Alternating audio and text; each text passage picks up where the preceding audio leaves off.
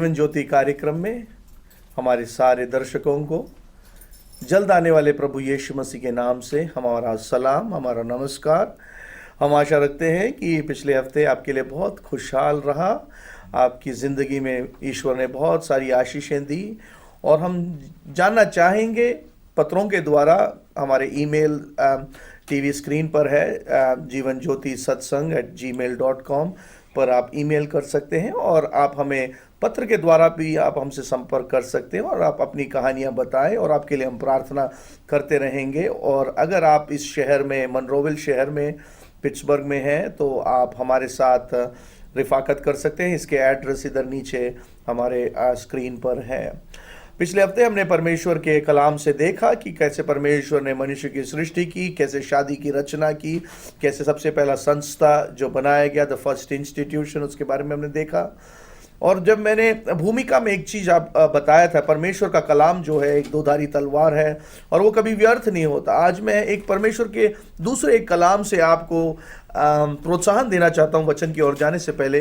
कलाम यूँ कहता है रोमियो 8:28 में कि और हम जानते हैं, परमेश्वर के दास प्रेरित पौलुस कहता है, जब वचन में लिखा होता है और हम जानते हैं, उसका मतलब एक निश्चितता है कि जो परमेश्वर से प्रेम रखते हैं और जो उसके द्वारा बुलाए गए हैं, उनके लिए सारी बातें भलाई के लिए उत्पन्न करते हैं। हाँ, बशर्ते ये है कि आज हो सकता है आप दुख या संकट के उस मोड़ से होके जा रहे होंगे और आप पूछ रहे होंगे कि हे परमेश्वर ये क्या है। तो परमेश्वर की वाणी ये है, परमेश्वर का कलाम यूँ आपके लिए कहता है कि हम जानते हैं, जो अगर आप परमेश्वर से प्रेम रखते हैं और आपको परमेश्वर की बुलाहट है, परमेश्वर ने आपको बुलाया, मेरा बेटा मेरे बेटी तू मेरे पास आ जा, तो आप निश्चिंत रहे, उस दुख की अवस्था में भी परमेश्वर सब कुछ भलाई के लिए उत्पन्न करेगा और परमेश्वर आपको बहुत बरकत देगा। हम दुआ करते हैं कि आपका जीवन बहुत आशीषित रहेगा। यीशु मसीह ने कहा, मैं जीवन केवल नहीं देने, मैं बहुत आयत का जीवन देने, I came not to give just life but to give life abundant. जो शैतान जो है वो चोरी करने आता है, वो डाका डालने आता है, और लिखा है कि ही कम्स टू स्टील, और वो मारने के लिए और उसको सत्यानाश करने के लिए आता है। तो अगर हमारा प्रभु यीशु मसीह जो है जीवन और बहुत आयत का जीवन, और वो जीवन जो है उसके कलाम में है, और आज हम उसके कलाम की ओर देखेंगे। भाई फ्रेंड, प्रभु यीशु मसीह के नाम से आपको सलाम, नमस्कार। आशा रखते हैं पिछला हफ्ता आपके लिए बहुत अच्छा रहा और आज हम कलाम की ओर देखेंगे। और मेरे ख्याल से हम लोग उत्पत्ति की किताब में ही हम हैं और उसमें दूसरा अध्याय, उसकी 15वीं आयत को पहले भाई पढ़ेंगे और हम आगे की ओर परमेश्वर के कलाम के ओर मनन करें। इससे पहले कि हम परमेश्वर का वचन या खुदा कलाम पढ़ें, हम एक छोटा सा एक दुआ करेंगे। आए स्वर्गीय पिता, हमारे आसमानी बाप और हेवनली फादर, हम तेरे सम्मुख आते हैं इस समय और तेरा वचन के लिए धन्यवाद, शुक्र देते हैं कि तूने अपना वचन को हमें दिया है ताकि हम अंधकार में, अज्ञात में ना फिरता रहें इस दुनिया में, लेकिन तेरा बुद्धि, तूने अपना ज्ञान और बुद्धि हमें दिखाया है, अपना उद्धार, अपना वचन दिया है हमें रोशनी देने के लिए। हमारा मार्गदर्शन कीजिए प्यारे प्रभु परमेश्वर। प्यारे प्रभु, जितने सुनने वाले हैं, देखने वाले हैं, उनके सबको मनों को खोल कि वो तेरा वचन को अच्छी तरह से समझ पाएं। हमारे साथ भी हो कि हम अच्छी तरह से उसको बांट सकें। यीशु मसीह उद्धार करता पिता परमेश्वर के नाम से मांगते हैं, आमीन आमीन। तो हम पढ़ेंगे जैसे हम पहले पढ़ रहे थे उत्पत्ति के पुस्तक में, और हम दूसरी अध्याय में पहुँचे हैं। हम आगे पढ़ेंगे उसकी 15वीं आयत में। आइए हम ध्यान से आदर के साथ परमेश्वर का वचन को सुने। जब यहोवा परमेश्वर ने आदम को लेकर अदन की वाटिका में रख दिया कि वह उसमें काम करे और उसकी रक्षा करे। यह है परमेश्वर का वचन, इस पे ध्यान पहले करेंगे। आमीन। या परमेश्वर के कलाम में लिखा है, परमेश्वर ने मनुष्य को आदन की वाटिका में रखा, उसके बाद उसको कहा कि तो उस पर काम करे और उसकी देखभाल करे। मैं उस आज्ञा से जाने से पहले मैं एक और चीज़ बताना चाहता हूँ। परमेश्वर का देखभाल, the care of God, the thing is God took, परमेश्वर ने आदमी को लेकर उसके अंदर बसाया। कहने का मतलब ये है कि परमेश्वर जो है हमको इस बनाया, केवल हमें बना के अनाथ नहीं छोड़ा, उसने एक ऐसा वातावरण बनाया। He made a circumstance and a situation for our protection. कहने का मतलब हमारे लिए सर छुपाने के लिए एक जगह दिया, हमें रहने के लिए एक ऐसा एक अवसर बनाया। हमें जो इस जीवन में जो ज़रूरत है, रोज़मर्रे की जो ज़रूरतें हैं उसको पूरा करने के लिए, हमारे जो शरीर की जो ज़रूरतों को पूरा करने के लिए उसने एक ऐसा प्रबंध बनाया। तो उसका एक शुरुआत, उसकी शुरुआत को हम आदम की जिंदगी में देख सकते। He took and put him there. कहने का मतलब उसको लिया और उसको वहां पे रखा। और मैं एक एक शख्स को कहना चाहता हूं, जो लोगों को लगता है कि परमेश्वर का प्रबंध है मेरे जीवन में है या नहीं, मैं आपको निश्चित तौर से कहना चाहता हूं परमेश्वर का प्रबंध आपके जीवन में है। उसने आपको एक ऐसी जगह में प्लेस किया है, उसने आपको वहां पर रखा है और वहां पर आप फलवंत होंगे। आगे हम कलाम की ओर देखते हैं। ही टोल्ड, मतलब उसको कहा कि तू उस पर काम करे, क्योंकि और ये एक बहुत बड़ी सच्चाई है, परमेश्वर ने आदमी को आलसी रहने के लिए नहीं बनाया, but made him to work.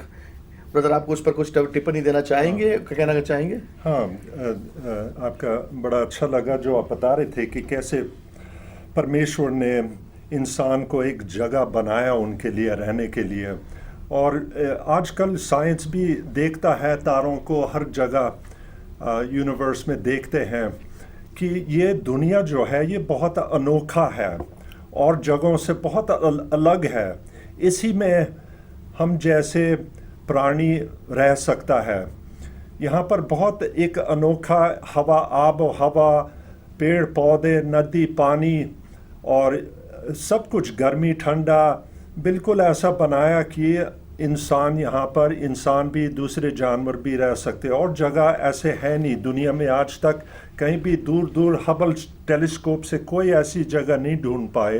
कहने का मतलब है कि ये एक तौर से यही पूरा वाटिका है इंसानों के रहने के लिए जो खुदा ने बनाया, कितना प्यार से बनाया और इस तरीके से हमको रखा इसमें कि हम उसकी महिमा करें, इसकी रक्षा करें, इस दुनिया की और जानवरों के जो हमारे अंदर में हैं, हमारे तले हैं, उनका भी देखभाल करें। ये सब कुछ कार्य परमेश्वर ने इंसान को दिया और अच्छा है कि हम इसकी रक्षा करें, लेकिन हमारा कर्तव्य बनता है कि हम इसको अच्छी तरह से इसका देखभाल करें। या ब्रदर, आपने वो देखभाल के बारे में बोला तो मेरे को उसी एक और बात एकदम याद आया। एक अनुशासन परमेश्वर ने डाला आदमी के जीवन में, मतलब एक क्या कहते हैं, एक ढांचा बनाया जिसके दायरे में उसको रहने को कहा गया।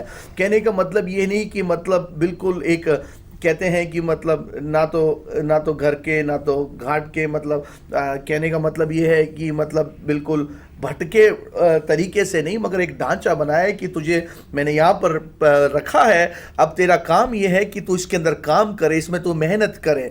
हमें परमेश्वर ने इस दुनिया में रखा है ऐसे खाली बैठे रहने के लिए नहीं, आलसी रहने के लिए नहीं, कहा कि काम करने के लिए। हमें आराम करने के लिए भी परमेश्वर का कलाम कहता है आराम विश्राम दिया है। मगर ये बात याद रखें कि कोई भी शख्स खाली ना बैठे, मतलब और खुदा और उससे एक चीज़ मैं बोलना चाहता हूँ, कुछ लोग बेरोजगार हैं, परमेश्वर की आत्मा मुझसे कह रही है उनके लिए प्रार्थना करें, उनके लिए बोले। मैं यीशु मसीह के नाम से कहता हूं कि अगर आपने अपने जॉब के लिए बायोडाटा या रिज्यूमे भेजा नहीं है तो आप भेजिए यीशु के नाम से। आपको परमेश्वर आपको जॉब देने वाला है, क्योंकि परमेश्वर का कलाम कहता है कि तुम काम करो, you need to work, and परमेश्वर उसके लिए तुम्हें रास्ता खोलेगा और उसके लिए तो आपको जो कमाई करने के लिए जो है उसके लिए शक्ति देगा। और ये सब उसने किया है ताकि आदमी इस दुनिया के ऊपर प्रभुता करे, इसलिए बनाया, need to work and to produce, और फलवंत होने के लिए बनाया गया और उसको देखभाल करने के लिए। आगे की आयत की ओर जाएंगे ब्रदर, वो 16 से लेके 17 और 1 से लेके 7 तक भी जरा देख लेंगे। एक मैं थोड़ा सा एक और बात जोड़ना चाहूँगा आपकी बातों में। इससे पहले लिखा हुआ है कि 7 दिन में परमेश्वर ने पृथ्वी, आकाश और पृथ्वी को बनाया। 6 दिन दिया इंसान को काम करने के लिए, 7वां दिन परमेश्वर ने नियुक्त किया कि 7वां दिन को विश्राम किया जाए, यानी काम करने के दिन जैसे परमेश्वर ने 6 दिन तक काम किया, फिर एक दिन नियुक्त किया उन्होंने, 7वां दिन के उस समय विश्राम। तो परमेश्वर विश्राम देता है, 6 दिन तक काम करते हैं, 7वां दिन विश्राम जैसे प्रभु ने किया। तो उसके विषय में फिर कभी और बात करेंगे। तो मैं आगे पढ़ूंगा। परमेश्वर का वचन को हम आदर से खुदा का कलाम पर ध्यान दें। 16 और 17वीं आयत में इसमें क्या है कि हम देखेंगे कि परमेश्वर ने एक आज्ञा दिया है इंसान को, एक और आज्ञा दिया। तो ये पढ़ेंगे। तब यहोवा परमेश्वर ने आदम को यह आज्ञा दी कि तू वाटिका के सब वृक्षों का फल बिना खटके खा सकता है, पर भले या बुरे के ज्ञान का जो वृक्ष है उसका फल तू कभी ना खाना, क्योंकि जिस दिन तू उसका फल खाएगा उसी दिन अवश्य मर जाएगा। ये है जी। और आगे भी जरा पढ़ना, वो अच्छा। 3 का 1 से 7 तक भी जरा पढ़ लेना। अच्छा, उसके 3 का 1 से 7, ठीक है। हाँ, आगे पढ़ेंगे। क्या हुआ? यहोवा परमेश्वर ने जितने बनेले पशु बनाए थे उन सब में सर्प धूर्त था, और उसने स्त्री से कहा, क्या सच है कि परमेश्वर ने कहा कि तू इस वाटिका का किसी वृक्ष का फल ना खाना? स्त्री ने सर्प से कहा, इस वाटिका के वृक्षों के फल हम खा सकते हैं, पर जो वृक्ष वाटिका के बीच में है उसके फल के विषय में परमेश्वर ने कहा है कि ना तो तुम उसको खाना और ना उसको छूना, नहीं तो मर जाओगे। तब सर्प ने स्त्री से कहा, तुम निश्चय ना मरोगे, वरन परमेश्वर आप जानता है कि जिस दिन तुम उसका फल खाओगे उसी दिन तुम्हारी आंखें खुल जाएंगी और तुम भले बुरे का ज्ञान पाकर परमेश्वर के तुल्य हो जाओगे। सो जब स्त्री ने देखा कि उस वृक्ष का फल खाने में अच्छा और देखने में मनभाऊ और बुद्धि देने के लिए चाहने योग्य भी है, तब उसने उसमें से तोड़कर खाया और अपने पति को भी दिया और उसने भी खाया। तब उन दोनों की आंखें खुल गईं और उनको मालूम हुआ कि वे नंगे हैं। सो उन्होंने अंजीर के पत्ते जोड़ जोड़ कर लंगोटे बना लिए। आमीन। बहुत बहुत धन्यवाद भाई फ्रेड, आपने वो पढ़ा। हम मनुष्य कैसे पाप में गिरा उसके बारे में जानने से पहले एक बात मैं मेरे दर्शकों से कहना चाहता हूँ कि अगर आप परमेश्वर से प्रेम करते हैं तो आप उसकी आज्ञाओं का पालन करोगे।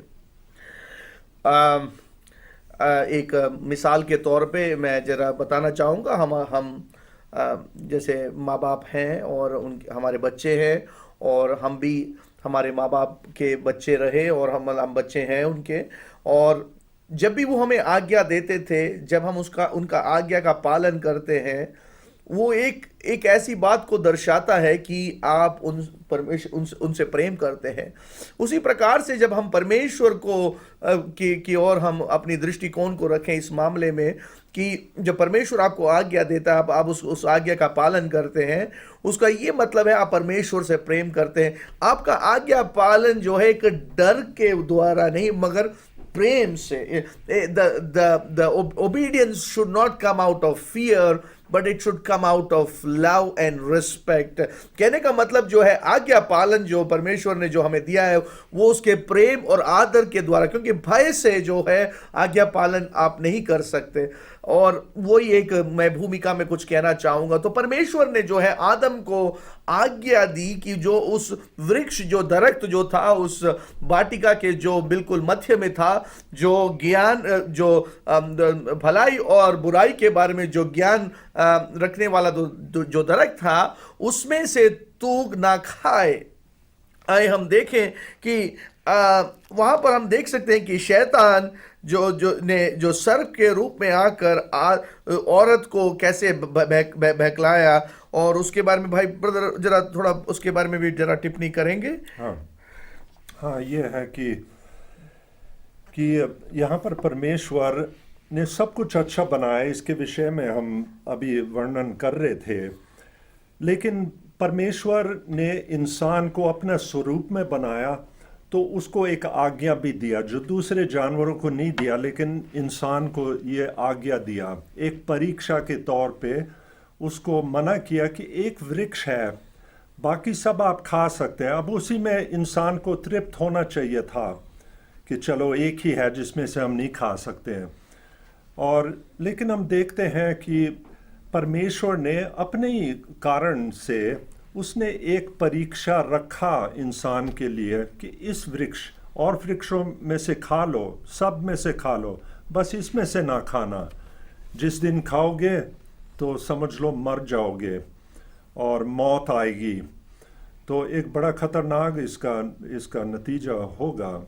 और क्योंकि परमेश्वर चाहता है कि हम जानवर नहीं है, हमारे अंदर एक ऐसा पर्सनैलिटी है परमेश्वर से संबंध रखने के लिए कि हम उसका आज्ञा को पालन करें। और हम देखते हैं कि एक शैतान भी एक व्यक्ति है। अब इसके विषय में फिर कभी हम और समझा सकते हैं, क्योंकि आप सोचेंगे कि ये कहाँ से आया, ये क्या चीज़ है, ये शैतान या सर्प। और ये भी एक दूत रहा। परमेश्वर ने औरों को बनाया, स्वर्गदूतों को, फरिश्तों को बनाया, तो ये उनमें से था। और ये परमेश्वर की खिलाफत करने वाला एक स्वर्गदूत था जिसने बलवा किया परमेश्वर के स्वर्ग में।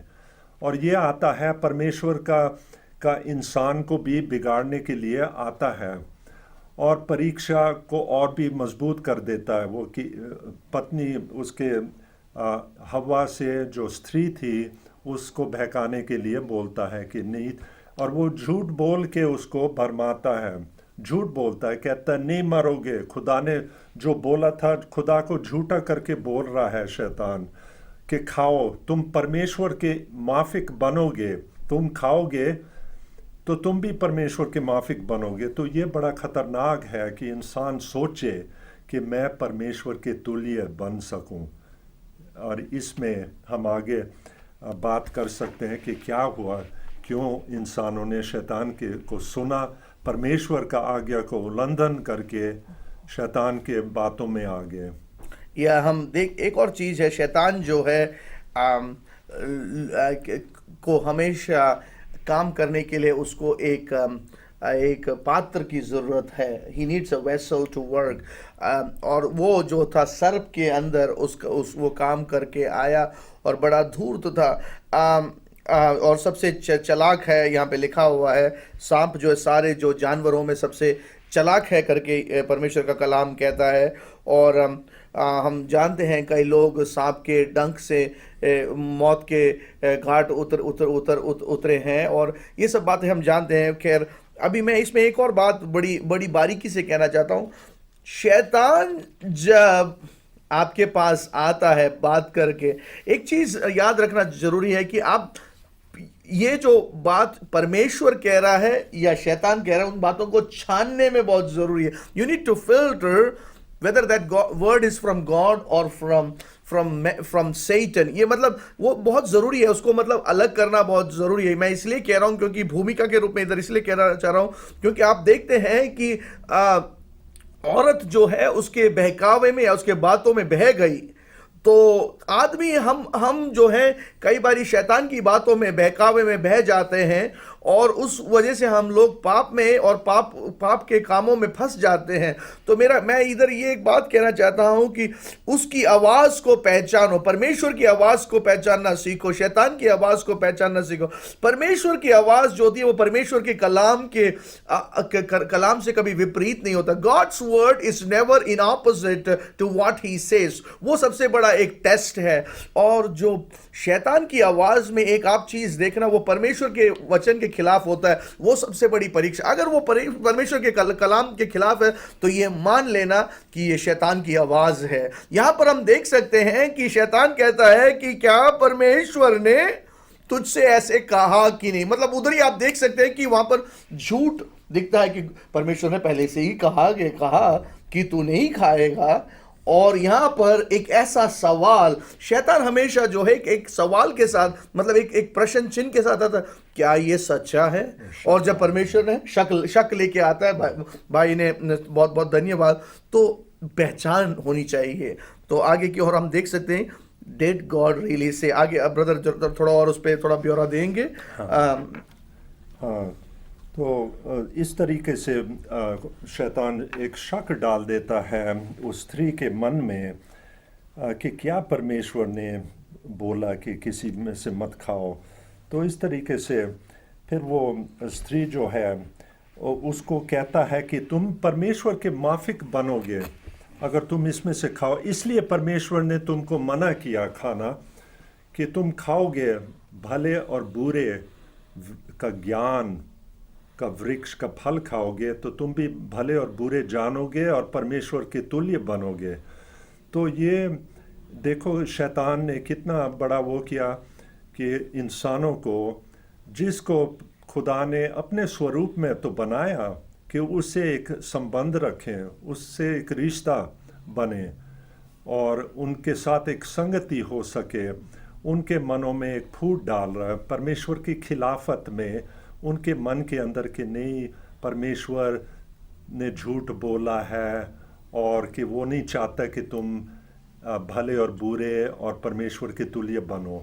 तो ये इस तरीके से शैतान आजकल भी इंसानों के, आपके मेरे इंसानों के मन में ऐसी बात डाल देता है। लेकिन हमें परमेश्वर के वचन पे आज्ञा उसी के पालन करना है। उसके अगर हम कभी नाफरमानी करेंगे परमेश्वर का वचन का, तो फिर हमारे ऊपर भी न जाने कितने, और दुनिया को आज हम देखते हैं कि कितना बिगड़ गया है। इसके विषय में आगे भी हम और समझाएंगे। तो मैं इधर एक बहुत जल्दी से, क्योंकि हमारा समय खत्म हो रहा है, तो मैं बहुत जल्दी से एक बात यहाँ पर कहना चाहता हूँ। शैतान की जो बातें जो है ना, वो झूठ दिखता है। एक तो क्या परमेश्वर ने कहा था, वो सच्ची बात है। तो one of the point of मतलब पहचान ये शैतान की आवाज है कि वो झूठ बोल रहा है क्योंकि परमेश्वर ने कहा था। और फिर आगे देखते हैं वो फिर और झूठ बोलता है क्योंकि वो कहता है तू कभी नहीं मरेगा, परमेश्वर ने कहा था तू मरेगा। तो मतलब वहां पर भी झूठ आप देख सकते हैं। वो झूठ का, is a father of life, वो झूठ का पिता है। और दूसरी एक और बात बहुत ध्यान देना कि जब आदमी हमेशा इसलिए फंसता है क्योंकि उसको परमेश्वर के कलाम का ज्ञान नहीं है। क्योंकि उस औरत यहां पर यूं कहती है कि तू इसको ना ही खाए, और उसमें यह भी कहा कि ना छुए। परमेश्वर ने नहीं कहा कि तू ना छुए, परमेश्वर ने यह कहा कि तू उसको खाए ना। परमेश्वर के कलाम में आप कुछ जोड़े ना, हम अपने अपने अपने झोले में से कुछ ना डालें। मतलब don't put something from your own bag. परमेश्वर के कलाम से ना, he did not say not to touch, he said not to eat. शैतान ऐसे काम करता है। परमेश्वर के कलाम का ज्ञान होना चाहिए, उससे आप शैतान के सारे चालों से बचे रहोगे। और दूसरी बात यह है कि शैतान जो बोलता है वो परमेश्वर के कलाम से विपरीत है क्योंकि वो झूठ है। वो उसका सबसे बड़ा टेस्ट है। परमेश्वर के नाम की महिमा हो। इतनी देर हम आपसे बातचीत करते रहे। आप हर हफ्ते हमारे कार्यक्रम को देखते हैं। हम दुआ करते हैं कि परमेश्वर आपको इतनी सामर्थ दे कि आप शैतान के सारे चालों से, उसकी सारी आजमाइशों से आप बचे रहें। हम अभी दुआ करने जा रहे हैं कि आपको शैतान की आवाज़ और परमेश्वर की आवाज़ में एक पहचान हो। और परमेश्वर की आवाज़ आज आपको बुला रही है, मेरे बेटे मेरी बेटी, तुझे मैं आज बुला रहा हूं। तू कहां पर भी है, मैं तुझे बुला रहा हूं। तेरी जिंदगी के आखिरी अय्याम में है। तुझे लगता है कि कोई आशा नहीं दिखता, प्रभु यीशु मसीह वो अपने हाथों को फैला के कहता है, आलिंगन करता है, मेरे पास तो आ जा। आज तू अपने जीवन को मेरे हाथ में सौंप दे, तेरा जीवन बिल्कुल सुरक्षित रहेगा। और today if you give your life to Jesus, your life is going to change. मैं दुआ करने जा रहा हूं और मैं विश्वास करता हूं, ऐसे प्रार्थना करें, प्यारे प्रभु जी मैं पापी हूं, प्रभु यीशु मसीह मैं जानता हूं तू क्रूस पर मेरे लिए मरा ताकि मेरे पापों का प्रायश्चित हो जाए। ओ आज मैं तुझे स्वीकार करता हूँ उद्धारकर्ता के रूप में, ताकि मैं शैतान के सारे चालों से बचा रहूं, ताकि मैं मुझे अनंत जीवन मिले, ताकि मैं कभी भी शैतान के उस चुंगलों में फंसू ना, और मुझे आशीषित करे। हालेलुया। हम रोगियों के लिए दुआ करते हैं, ऐ मेरे खुदावंद। हालेलुया। ओ अभी हम प्रार्थना करते हैं सारे प्रकार के रोगों के लिए। ओ यीशु मसीह, जब तू इस दुनिया में रहा, ओ विभिन्न प्रकार के लोग तेरे पास आए, और जिनको तूने छुआ, जिनने तुझको छुआ, जैसे वो औरत ने छुआ और उसके रक्त का बहाव रुक गया। आज हम दुआ करते हैं उन मरीजों के लिए जो अस्पताल में हैं, जो घर में परेशान है, ओ जो गुर्दे की बीमारी से परेशान है, ओ जो डायबिटीज की बीमारी से परेशान है, कैंसर की बीमारियों से परेशान है, उनको यीशु मसीह के नाम से हम कहते हैं, ए कैंसर, ओ ए डायबिटीज, यीशु के नाम से तू चले जा। हालेलुया। बिल्कुल तू चंगा हो जा। हालेलुया। हम उन बांझ बहनों के लिए दुआ करते हैं, ओ उनके कोख को तू खोल दे ए मेरे खुदावंदा। ओ हम दुआ करते हैं कि जिन्होंने तुझे स्वीकार किया, और उनको तू आजाद कर। शैतान के सारे चुंगलों में जो फंसे हुए लोग हैं, और दुष्ट आत्मा के अधिकार में जो है, उनको हम यीशु मसीह के नाम से कहते हैं, ऐ दुष्ट की ताकत, और उन लोगों को छोड़ के चले जा यीशु मसीह के नाम से। हालेलुया।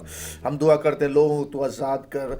आदर महिमा हम तुझे देते हैं खुदावंद। ओ इस कलाम के द्वारा, ओ जब ये एयर में जाता है, ओ ये ब्रॉडकास्ट हो रहा है, ए मेरे खुदावंद, हालेलुया, ओ उस जगहों में ओ आशा, ओ आशीष, ओ बहाली और छुटकारा और उद्धार, नजात मिले है मेरे खुदावंद। ओ सब लोग सच्चाई को जाने, अनंत जीवन को पाए।